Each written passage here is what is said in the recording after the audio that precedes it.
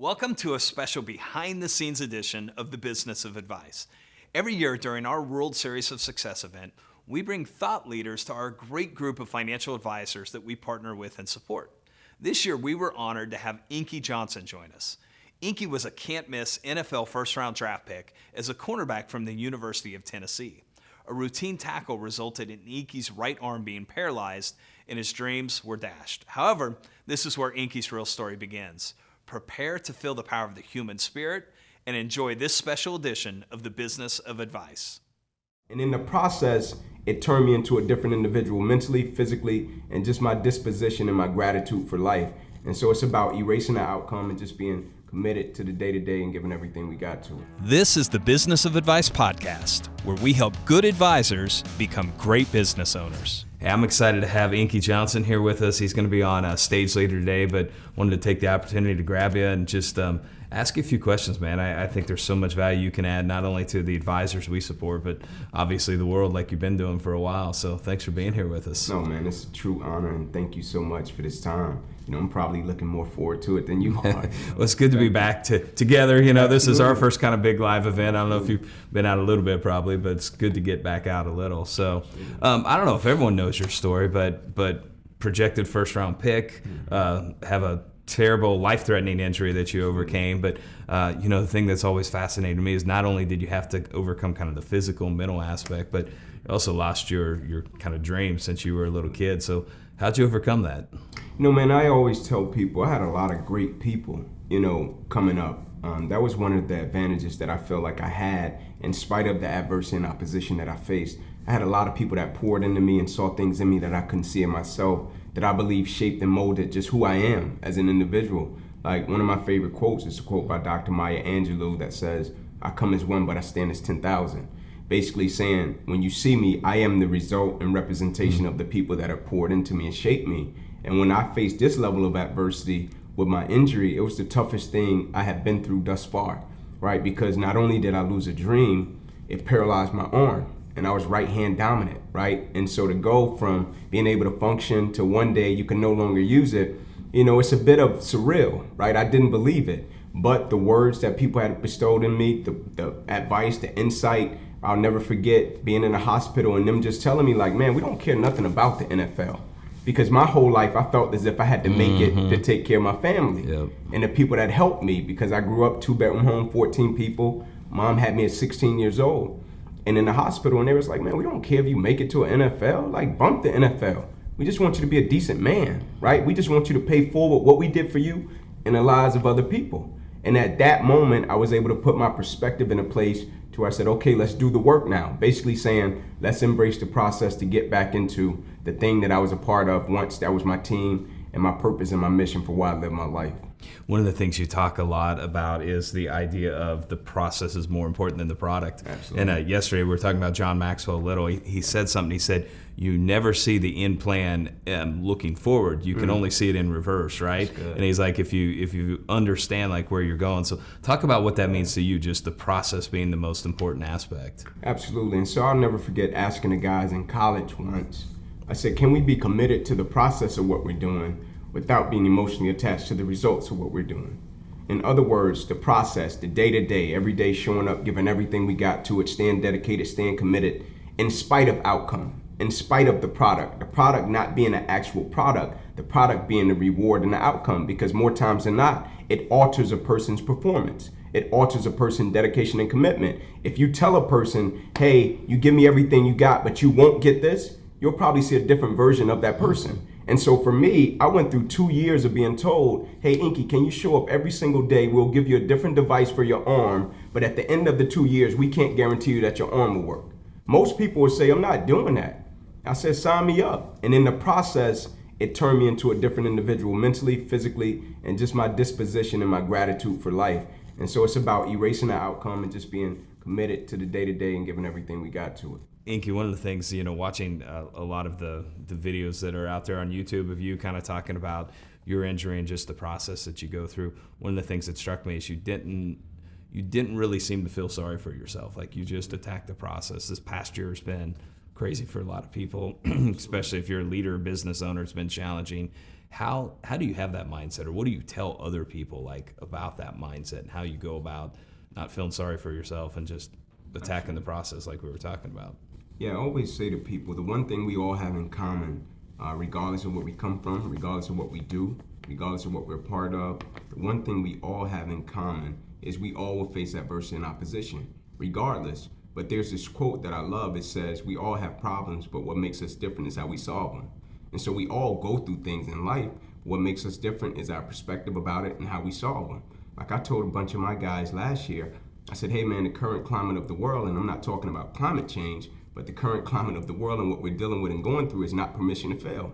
Because most people, when they get opposition, get adversity, get an excuse, right, they're gonna use it, right, to fail, to not operate on a level that they're capable of operating at, to say, hey, this happened, so I wasn't able to produce and do what I'm capable of doing. And I say to people all the time, man, adversity causes some people to break and other people to break records. It's just based upon you and the type of individual that you are. That's great. Question, I've never heard you say this. Did you watch, I think 07 was the year that you would have been drafted, projected first round pick. Did you watch the draft? I didn't. No? I didn't, man. I couldn't. I was so hurt, just being honest.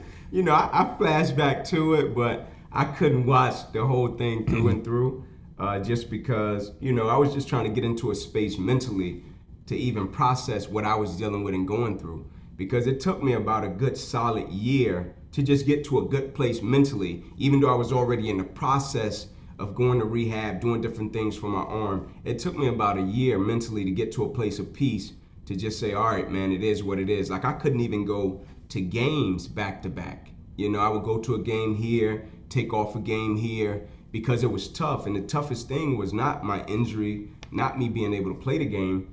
The toughest thing was when I would show up and I would see people that would take it for granted, right? Like prima donnas that just act as if, they were owed something, entitled people, right? That would just show up and feel as if that was tough for me, right? Because I felt as if I gave everything I had to something, and here you have people that don't appreciate it.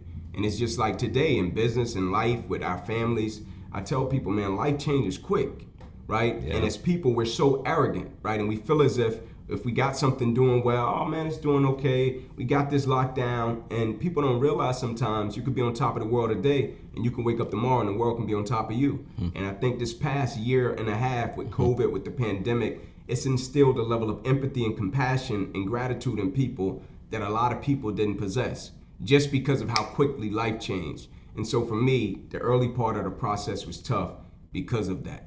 So now that you've been through, some time past that, I think it's weird sometimes people don't realize God has a unique way of working and in a really strange way. I'm sure you see this, but you've probably impacted so many more people with the path that you're on now than you may have done had you played professional football. So what do you tell people about like when plan A or that door closes, like how to be excited about a plan B? Always say to people, when things don't work out, dream deferred, whatever the case may be, we get rerouted, we get taken down a path that we didn't think we would be going down. Is it really you failing or is it God prevailing, right? Because more times than not, when we get redirected or we find ourselves in a space and place to where we're not properly using our skill sets, or we find ourselves just in a position, we're like, man, what am I doing here?